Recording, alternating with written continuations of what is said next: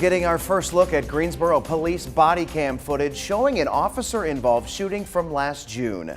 Investigators say a Greensboro police officer shot 51-year-old Graham Robertson on Tuscaloosa Street. WFMY News 2's Amber Lake watched that body camera footage. She's been reviewing it all afternoon. Amber, what does that video show?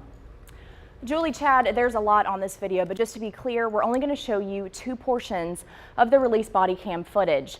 You'll see when Robertson walks up to the officer's car, who is in his cruiser. Then the officer getting out of his car to assess the situation and eventually render aid. We aren't showing the actual shooting due to the jarring nature of the video. Officers were called to the area of Tuscaloosa Street in reference to a suspicious car.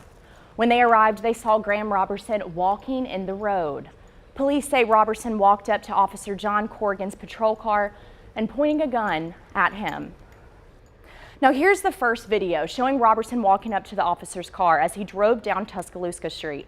It's quick, but you can see as Robertson gets closer to the car, we're going to freeze the video right here when you see him walk up to the car. If you look closer, you can see that Robertson lifts his arm up and points in the direction of the officer.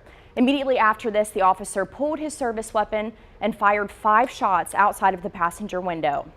This next portion is immediately after the officer fired. He immediately puts a shots fired call in and hops out of his cruiser to assess the entire situation. The officer later started CPR on Robertson and noticed he wasn't breathing and didn't have a heartbeat. No longer after that, EMS arrived on scene.